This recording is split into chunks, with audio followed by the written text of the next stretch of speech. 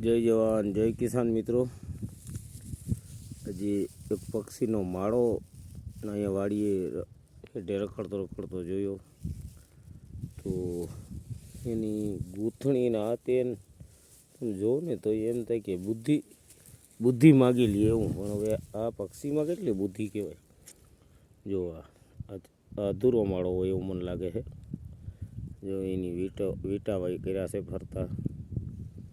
પછી એટલો ગાઢ અંદર પણ અંદરથી અંધારું પડે ને એવું મિત્રો છે, એવું પેક કરી નાખે.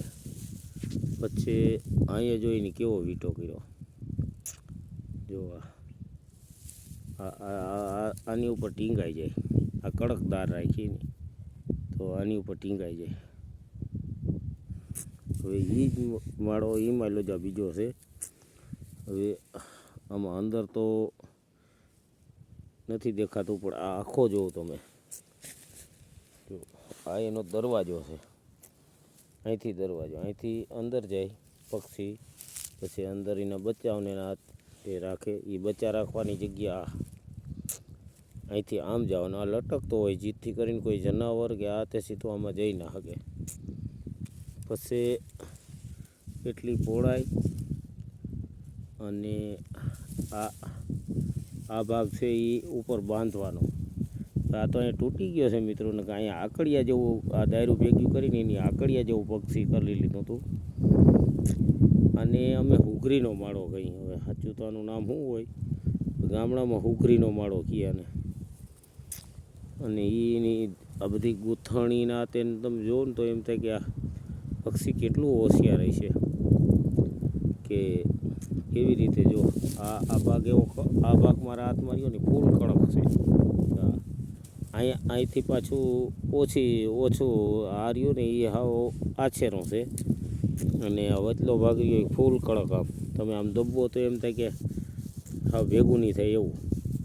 અને આ સાઈડ ઉપર રહી, ઉપરની સાઈડ એમાં પાછી જાડી હરી રાખી છે. એ આમ આવી રીતે આમ ટીંગાતો હોય.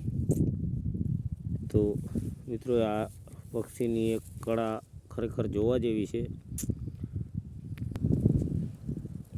આ મિત્રો જે ઓલું ખુલ્લું દેખાય એનો દરવાજો, ને આ બાજુ ખાંચો દેખાય ને એમાં એના બચ્ચા રહીએ. જો આ જરાક લીલવણી પાંદડા દેખાય ને એમાં એના બચ્ચા રહીએ. આ તો અહીંથી ઉપરથી તોડ્યો છે એટલું બધું જોવા મળ્યું, કારણ કે આ ખરી ગયેલ નીચે પડ્યો તો, નીચે હળી ગયો હોય એમ પડી ગયો હોય. અને બચ્ચા મોટા થઈ ગયા હોય એટલે કદાચ કાઢી નાખ્યો ભાઈ. પછી ફેલ હોય. આ તોડીને જોયું, બાકી અંદર કોઈ વસ્તુ આપણે જોઈ ના શકીને એટલું પેકિંગ કરેલું હોય. તો મિત્રો આવું છે. જો મિત્રો આ માળો કરેલો અને કેવી રીતે ટીંગાય છે. આમાં એ બચ્ચા મૂકે. એવી ઝીણી જ ડારખી હોય જેથી કરીને કોઈ જીવજંતુ જનાવર એમાં આવી શકે. અને હાવ આમ ટીંગાતો રાખે જેથી કરીને કોઈના બચ્ચાને કે ઈંડાને નુકસાન ના કરી શકે.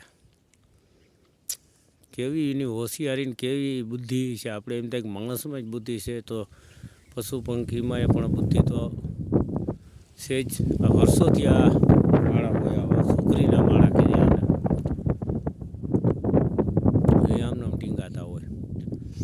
એક બે નીચે પડેલા છે, એમાં આપણે જોઈએ કેવી એની મજબૂતાઈ છે. આ તે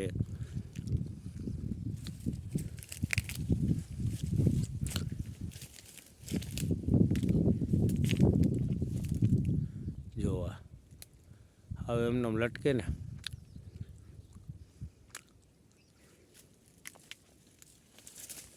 હવે કાંઈ નીચે પડેલો છે.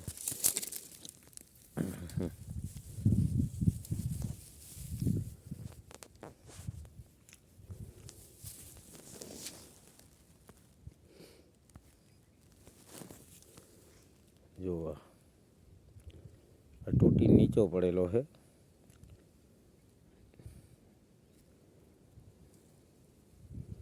આમાં ક્યાંયથી પણ વરસાદનું પાણી પણ ના જઈ શકે ને એવું કરેલું છે. એક જો બીજો અહીંયા પીળો છે. તો અહીં નીચેથી અંદર આવી શકે એવું આ ઉપરનું પેક કરેલું હોય અને આ બાજુની સાઈડ રહી એમાં બચ્ચા રહી જાય અને ઓલી બાજુથી એમને આવવા જવાની જગ્યા એની ગૂંથણી જુઓ તમે જોવા કેવી રીતે આમ આડાવરી ગૂંથો છે માળો. ખરેખર વિચારવા જેવું છે કે આ પક્ષીમાં કેટલી હોશિયારી છે. જોઈને એમ થાય કે કેટલો એ હોશિયારી કેટલી ને આ કર્યો હોય છે કે આ રીતે બચારીએ એના પૂર્વજો એ હાથી ત્યાંથી આમનું માલ્યું આવતું હશે ને વર્ષોથી.